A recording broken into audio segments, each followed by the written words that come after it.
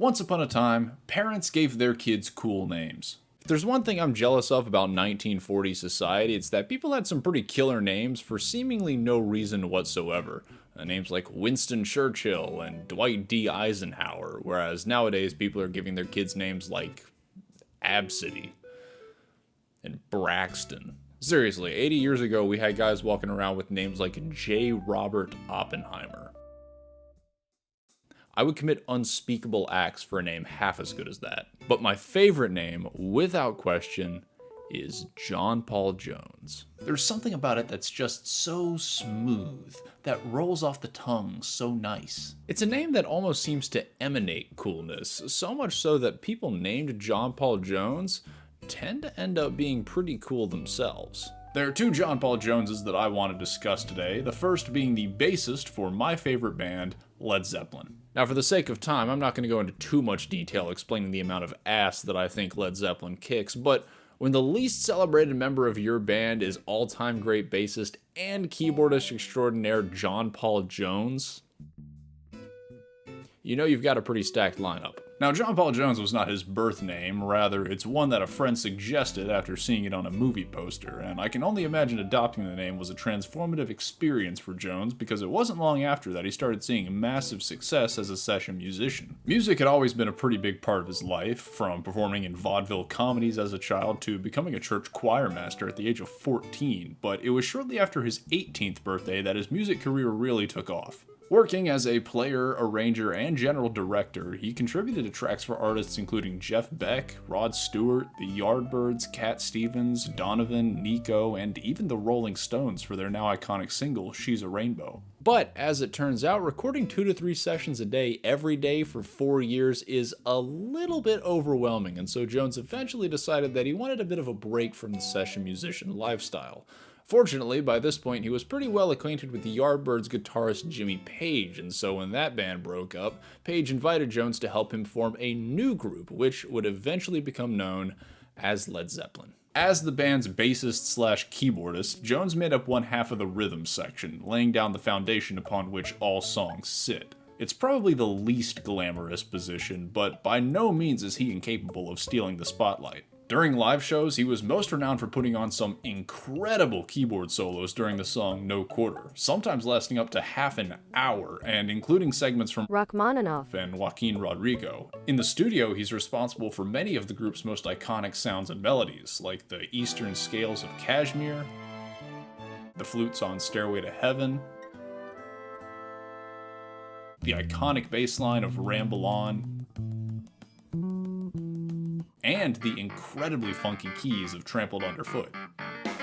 I guess it kinda helps when you're an absurdly talented musician who can play bass, keyboard, acoustic and electric guitars, recorder, piano, mandolin, lap steel, and whatever the hell this thing is considered. With that amount of talent, it's no wonder then that even after the band dissolved, he continued his work as a highly requested producer and session musician, collaborating with numerous artists in a variety of genres, including R.E.M., Heart, the Foo Fighters, Lenny Kravitz, Paul McCartney, Jars of Clay, and the Butthole Surfers. Yes, that is a real band. Yet it's in spite of all that he's the least celebrated member of what's arguably the greatest rock band in history. Whenever people talk about Zeppelin, it's almost always about Jimmy Page's electrifying guitar solos or John Bonham's heavy-handed drumming. Honestly though, the most tragic part about John Paul Jones is the fact that he's not even the most interesting person named John Paul Jones.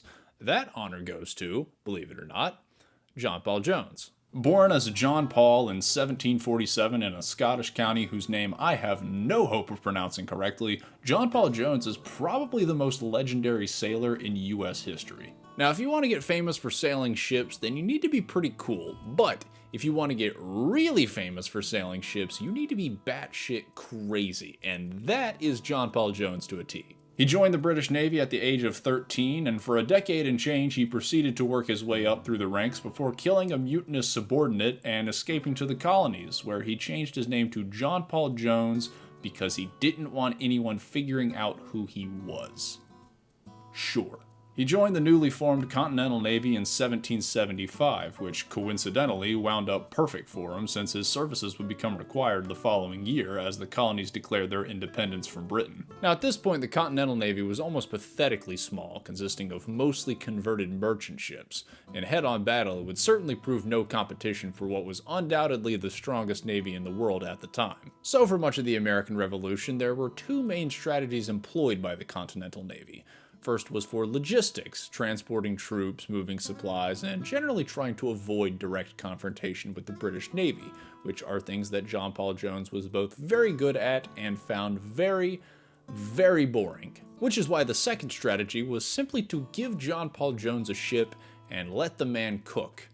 This, of course, was not an order given to John Paul Jones by any of his superiors or anyone in the Navy. Rather, it was an order given to John Paul Jones by himself. After butting heads with his extremely conservative commanding officers a few too many times and getting sent to France for a few months as punishment, John Paul Jones evidently decided that he'd had enough of that, sailed his ship directly to Britain, and after several unsuccessful attempts at convincing his crew to grow a pair, he began his campaign of raiding, ransoming, pillaging, and generally causing chaos in Britain's home waters. This was not conventional warfare, rather his strategy more so resembled pirate tactics, and what's crazy about it is that it actually kind of worked, despite ludicrous amounts of incompetence involved. Some of the tales of Jones's exploits are truly ridiculous. In his raid on the town of Whitehaven, he and his crew decided to set fire to much of the town and their ships, only to encounter problems when they realized they didn't have any oil. Upon deciding to raid the town for oil, they encountered further problems, not because the town didn't have any oil,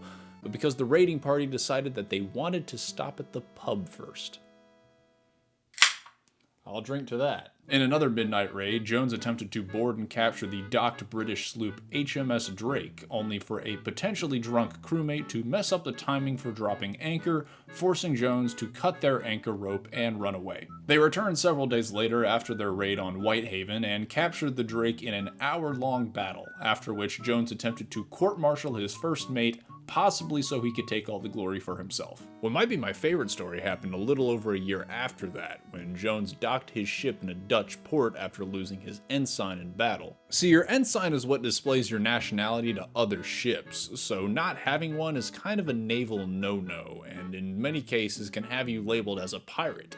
In John Paul Jones's case, the British were already doing that. Fortunately, the Dutch are really chill, and so they allow John Paul Jones to make a new flag based on Ben Franklin and John Adams' loose description of what the American flag looked like, which they then entered into their records as an official US flag. Not gonna lie, this looks sick. The rest of his career is a fair bit less exciting. After the war, he served a long stint in the Russian Navy before getting exiled from the country after he was involved in a very convoluted rape suit, the details of which are kind of murky and I am definitely not going to go into here, but long story short, rape is definitely uncool, and he died in Paris a few years after that, with people not really sure why he was famous or even who he was to begin with. His influence has resurged in the years since, though. He's had multiple ships named after him, his remains are enshrined in the US Naval Academy in this insane-looking sarcophagus, and the British town of Whitehaven, you know, the one he tried to burn down before getting foiled by alcohol dependency, yeah, they gave him an honorary pardon in 1999. Hollywood even made a movie about him back in the 50s, which expanded his influence just enough for another Brit born almost 200 years later to hear about it and adopt the same name that he did. His legacy is certainly a lot more complicated than many modern recountings make it out to be, but you can't deny that he's a pretty interesting character for study, and at the very least, his misadventures during the Revolution make for some pretty interesting stories. There are other Joneses I could talk about, like John Paul Jones, the track athlete, John Paul Jones, the artist, and John Paul Jones, founder of Patron Tequila, but I think I'm happy leaving it here. So, moral of the story, parents, give your kids cool names. At the very least, they'll probably turn out more interesting than any of us.